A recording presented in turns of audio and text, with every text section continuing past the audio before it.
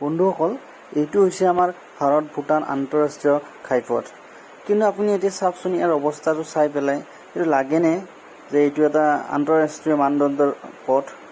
আপুনি এবাৰ ভালকৈ চালে গম পাব। এইটো আপোনালোকে মন কৰিব, কি প্ৰকাণ্ড প্ৰকাণ্ড গাঁত হৈছে। আজি মই ৰাতিপুৱাৰ ভাগত মই 6টা মানত গৈছিলোঁ। তো গৈ পেলাই এই ভিডিঅ'খিনি মই সংগ্ৰহ কৰিছিলোঁ মানে মোৰ কেমেৰাৰে।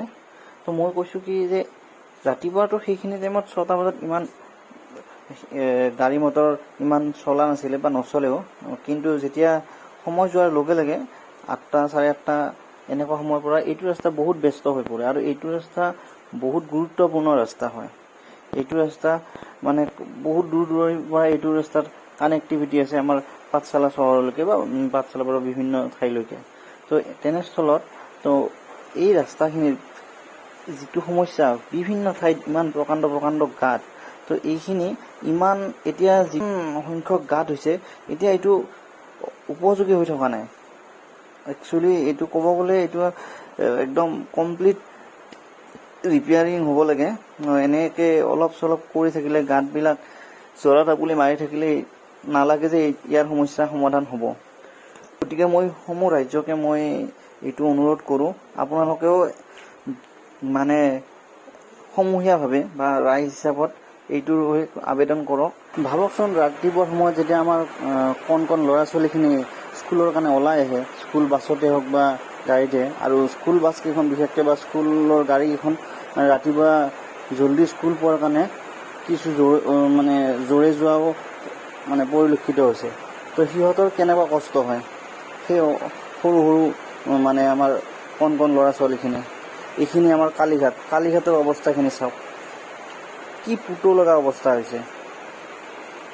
এই ক'ব পাৰিনে এইটো ৰাস্তা বুলি? এতিয়া এইটোতো ইমান মানে দুৰৱস্থা। এইটো এই যিখিনি আমাৰ সেই আছে মানে এই গাঁতকেইটা ৰাতি, বিশেষকৈ ৰাতিৰ অৱস্থাটো ৰাতি পটককৈ গম নাপায়। যিখিনি মানুহ ডেইলি অহা যোৱা কৰি আছে তেখেতলোকে গম পায়। ষ্টিল ইয়াত কোনফালে যাব? দুয়োফালে স্পীড ব্ৰেকাৰ দি থৈছে, ড্ৰামবিলাক দি থৈছে, যোৱাৰ কাৰণে আমাৰ কোনো ৰাস্তাই নাথাকে। এইখিনি আমাৰ এই কেন্দুগুৰিৰ এইখিনিও পূৰা আৰম্ভ হৈ গৈছে। আৰু ইয়াক এতিয়া দেখিছোঁ কিবা এইবিলাক দি মানে শিল বালি আৰু কিবা শিল দি মানে গাঁতবিলাক মাৰি, ইমান গাঁত হৈছে, কেনেকৈ মাৰিব? আকৌ দুদিন বৰষুণ আহিলে সেই গোটেই আকৌ সেই হৈ যাব, এই আকৌ গাঁতৰে সৃষ্টি হৈ যায়। কেইদিনমান আগত দেখিছিলোঁ, এনেকৈ দিছিলোঁ, ভাবিছিলোঁ কি ভাল হ'ব, কিন্তু নাই, কেইদিনমান পিছতেতো এনেকুৱা অৱস্থা হ'ল, মানে বেছি বেয়াহে হোৱা যেন পাইছোঁ, বেছি বেয়া হোৱাই পৰিলক্ষিত হৈছে।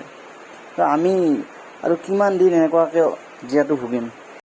সেয়েহে আমি ৰাস্তাটোৰ এটা স্থায়ী সমাধান বিচাৰিছোঁ, অন্ততঃ কিছু বছৰলৈ, আৰু যাতে আমি এনেকুৱা জীয়াতু ভুগিব নালাগে। আৰু মই বৰ্তমান ৰাস্তাটোৰ সন্দৰ্ভত আমাৰ দুজনমান ব্যক্তিৰ সৈতেও মই কথা পাতিছিলোঁ, তেখেতলোকৰ মনৰ ভাৱ জানিবলৈ চেষ্টা কৰিছিলোঁ। আৰু তেখেতলোকে মোক বহুতখিনি কথা ক'লে, আপোনালোকে শুনিবচোন কি কি ক'লে। আৰু আপোনালোকে মোৰ চেনেলটো ছাবস্ক্ৰাইব কৰি ল'ব, আৰু অনাগত দিনত যি ভিডিঅ' দিয়ে আপোনালোকে পাই থাকিব, আৰু আশীৰ্বাদ কৰিব। আপুনি কওকচোন, আপোনালোকৰ কেনেকুৱা সমস্যা হৈ আছে এই ৰাস্তাটোৰ কাৰণে? ৰাস্তাটোৰ সমস্যা এইটো লওক আপুনি। ৰাস্তাটোৰ কোনো যাব নোৱাৰা অৱস্থা হৈ গৈছে, যে তাৰ মানে কোনো গাড়ীয়ে চলাব নোৱাৰে, এনেকুৱা ফাল্টু কাম কৰি যায়। এই সৰু সৰু যিবিলাক মানে গাঁত, এতিয়াতো বহুতকেইটা ডাঙৰ ডাঙৰ গাঁত হৈছে। সেই পাঠশালাৰ মেইন ৰোডৰ সেই ৰোডৰ সেইখিনি যি প্ৰকাণ্ড গাঁত হৈছে, এতিয়া বাইক স্কুটি চলোৱাত আপোনাৰ সমস্যা কেনেকুৱা হয়? ডাঙৰ সমস্যা হৈছে, যাবই নোৱাৰি।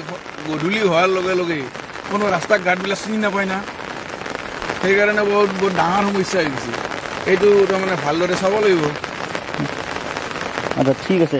তো শুনিলে ৰাইজ, তো আপুনি কেনেকুৱা সমস্যাত ভুগিছে? বাইকখন যে লৈ আহিছে আপুনি, এই বাইকখন যে আপুনি লৈ আহিছে, এইটো ৰাখক। বাইকখন যে লৈ আহিছে, বাইকখন যে লৈ আহিছে, তো আপুনি বহুত কথা বতৰা হৈছে বা বহুত সমস্যা হৈছে। আৰু আপুনি চলাওঁতে সমস্যা হয়নে কেতিয়াবা? মানে ইয়াত এক্সিডেণ্ট হ'ব পাৰে নে? আপুনি কি ভাবে এইটো বিষয়ত?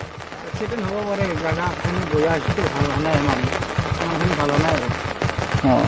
বহুত গাটা আছে।